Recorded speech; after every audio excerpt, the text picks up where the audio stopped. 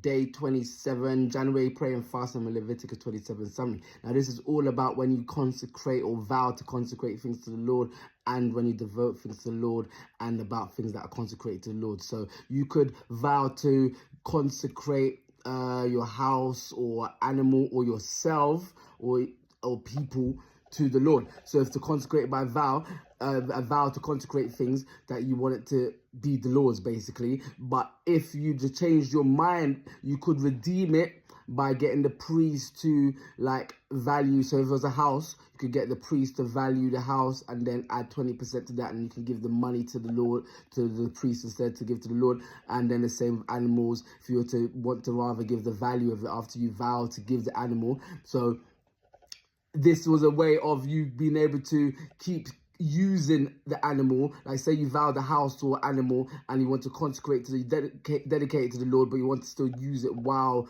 you dedicate it to the Lord, then that's how you pay the 20%. So you can keep using it while you pay the extra 20% and the priest has valued it. But if you were to give something just to the Lord, you want to vow and consecrate it to the Lord and give it to the Lord, you could just give it to the priest and the priest will sell it, and that's how you use it for the Lord's work. And they had to devote something now was an extra step away from consecration. So devote something to the Lord that cannot be redeemed. If you devote something to the Lord, it now belongs to the Lord. The same word translates to accursed, because it's like that thing will be destroyed. It only has one purpose now. It can't be used for any other thing. So yeah, so if you devote something, that's something further than just consecrating something to the Lord. And you can't devote something to the Lord that's already been, can't vow something to the Lord that's already his. So like the firstborns and stuff was already meant, firstborn animals meant to be God's already. So you can't vow to give a firstborn when that was already the Lord's. What else did we have in chapter? Oh yes, so tithes. So tithes was not a new thing for the Israelites. They knew they knew about tithing before this, because tithes just means 10%. So the word tithe is ma'asa. It's related to number 10, essa, and thus just refers to a tenth. So they only knew the principle of tithing. This was just given a systemization of this tithing system. But tithes could be brought back. So if you didn't want to give like a tenth of your animal, then you could give the value of the animal an extra 20% instead of giving the actual animal instead. What else we had? So it talks about being before the Lord again. I think in this Leviticus it says the word before the Lord about 70 times. As a reminder, every obedience is about walking with the Lord, being understand that you're doing things before the Lord. A specific command or is a precious picture how to walk before the Lord. All of this. Then summarized, so we had man consecrates by vow certain persons to the Lord according to the ability of him who vowed. The priest shall value him.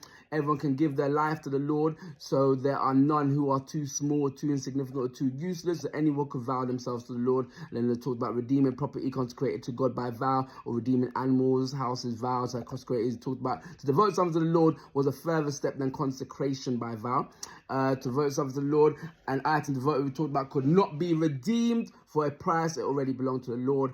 And Joshua 6:17, among other passages, translates this word devoted with the word accursed, because that thing devoted to God would be destroyed, being used for no other purpose. We said the priest made an estimate of the land's value, taking into account the number of years until the next Jubilee. And then that's how much they would have to pay. This tithe, the 10%, was sacred and separated unto God. It's a holy thing. So when you devote yourself or devote things or consecrate things to God, these things become holy things. The word tithe is related to number 10 we talked about. And because the New Testament emphasis is on giving more than tithing, there's no one answer the question how much to give. So giving is mentioned. So giving is a commanded and it's not an option for in the New Testament. Giving is to be regular, planned and proportional. It should never be manipulated. New Testament compared to tithing says true giving comes as we first give ourselves to the Lord, then we shall give our financial resources as we should. 2 Corinthians, giving cannot be commanded of any individual believer at a particular moment, not even by an apostle. Giving is a valid test of the sincerity of our love for God and others. 2 Corinthians, giving should be seen as investing money, not as spending money. 2 Corinthians, giving should be not grudging or of necessity. 2 Corinthians, God loves a cheerful giver, it says, and giving must always include giving to the ministries that directly feed us spiritually.